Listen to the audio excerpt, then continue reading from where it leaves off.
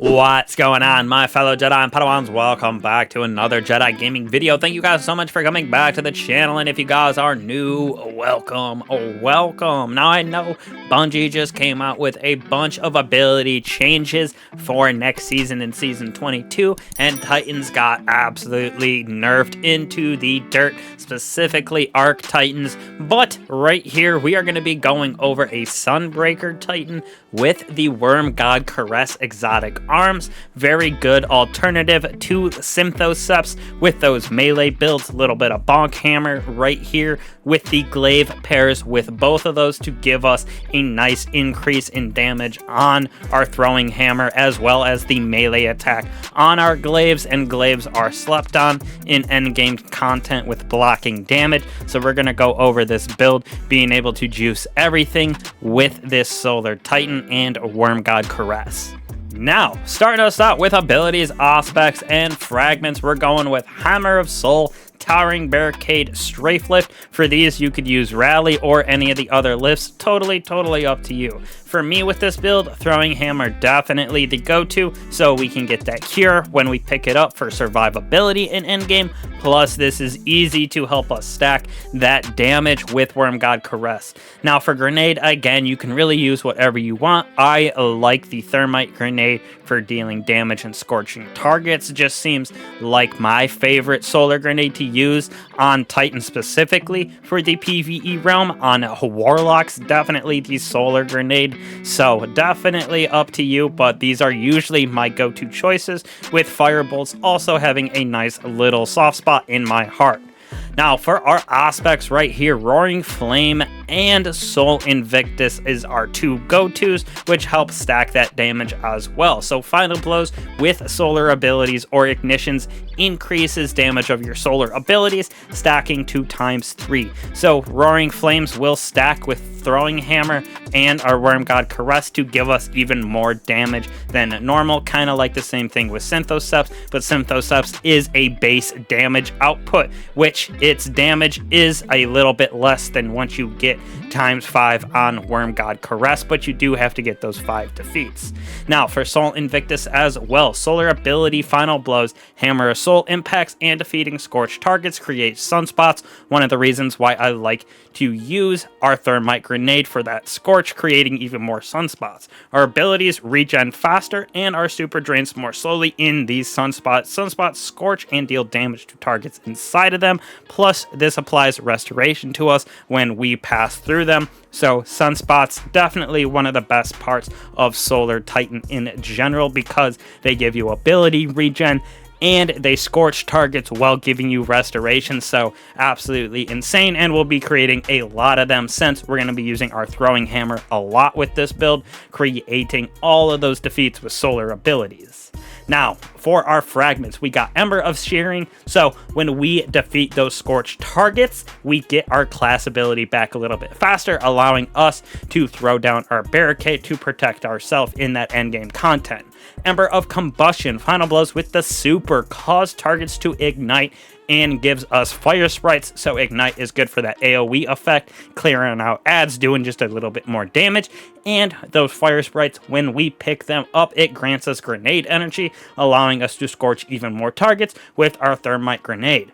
Next off, we got Ember of Solace, so that radiance and restoration effects applied to us have increased duration. Restoration we're getting from those sunspots in Soul Invictus, and then that radiant we are getting from our final fragment in Ember of Torches, so all of those powered melee attacks against combatants are making us and our nearby allies to become radiant, which we do more damage with our weapons, as well as being able to stun those anti-barrier champions. So we'll go over that as well with our build and our weapons, kind of switch those in and out depending on what kind of content you're going into, but for me, definitely keeping a Glaive on this build.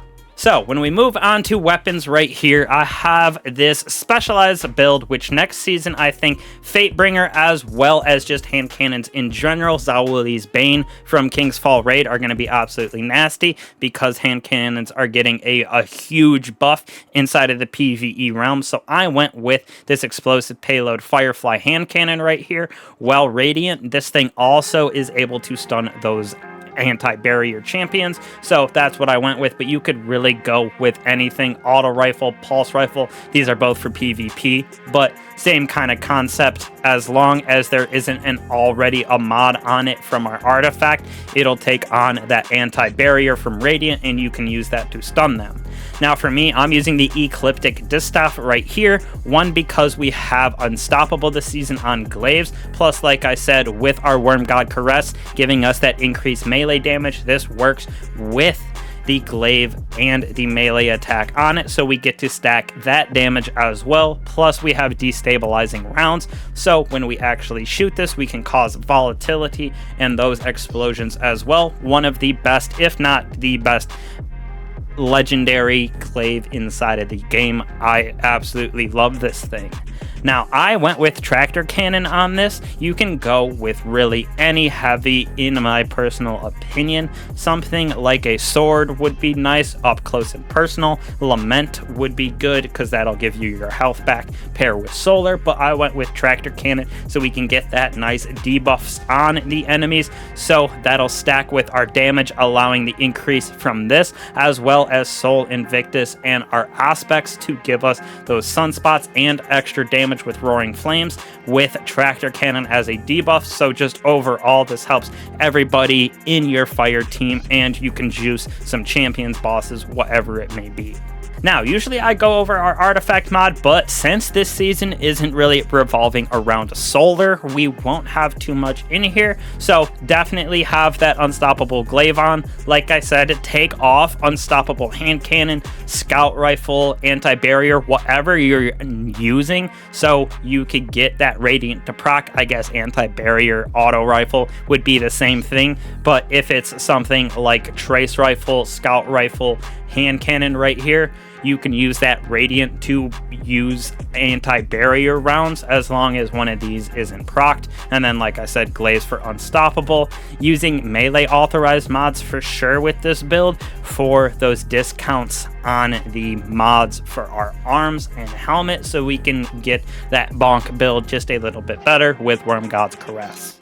Last but not least, our armor and the mods that we have on it. On our helmet right here, we got double hands on, so we gain super energy from melee defeats. This is nice with that Bonk hammer and Wormgod Caress, as well as heavy ammo finder, so we can keep that debuff and Tractor Cannon up at all times. Now, when we move on to the Wormgods right here, Burning Fist is that exotic perk.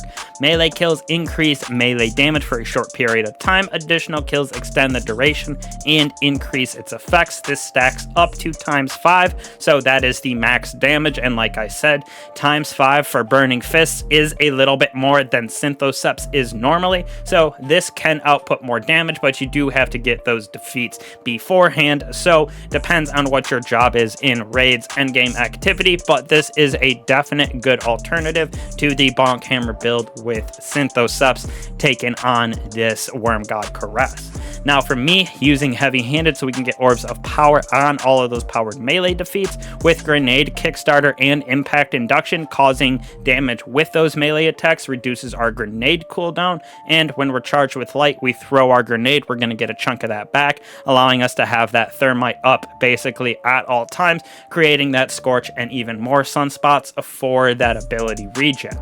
Now when we move on to our chest piece, I am using Void Reserves, so both our Glaive as well as our Tractor Cannon can hold more ammunition for that nice endgame content, or just in general, it's always good to have more of that ammunition.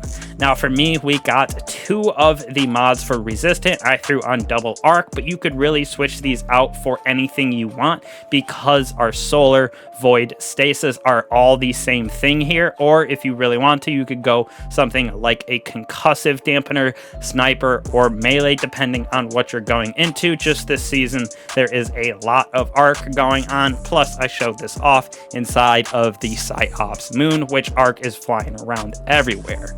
Now, on our boots, when we pick up all those orbs of power, we're going to get our all abilities back very, very quickly. Absolution gives us all our abilities, a little bit of energy when we pick up orb of power. Innervation is going to give us our grenade back a little bit faster on those orbs of power, and then orbs of restoration is going to give whichever ability has the least amount of energy. It'll gain a little bit of that back when we pick up orbs of power. So that is for our melee, grenade, and shield. And since our melee is always up, basically these three will almost exclusively distribute into our grenade and our class ability and our shield, so we're going to get those back very, very quickly. And last but not least, on our class item, we got Reaper, Powerful Attraction, and Bomber on here, so we can get all those orbs of power to collect straight to us when we throw down our barricade, and Reaper to create even more orbs of power for us, which will stack up for a grenade kickstarter, and Bomber right here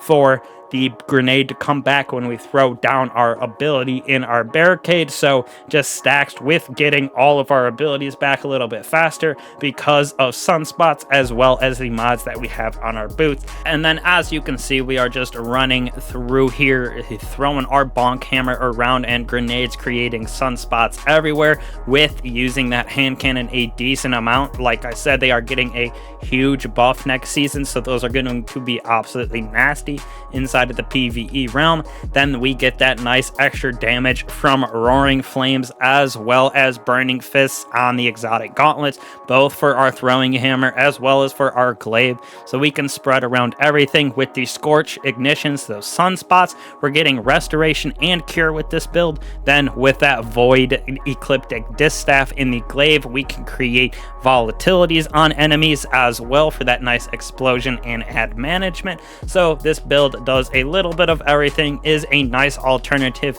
to that Synthoceps as well. And like I said, once you get this to max damage at ×5 on that burning fist, you can do more damage with your throwing hammer and your glaives than you can with Synthoceps. So thank you guys again for watching and keeping up with the channel. Only a little bit longer till next season, then we'll have some banging new content to go over for you guys. Got a reprised raid, lots of new builds, new weapons, so definitely be on the lookout for that. Subscribe to the channel, join Discord, look up One-Eyed Jedi everywhere, TikTok, Instagram, right here on the YouTube. So thank you guys again for that support. Truly appreciate y'all. I will catch you guys in the next one. Peace.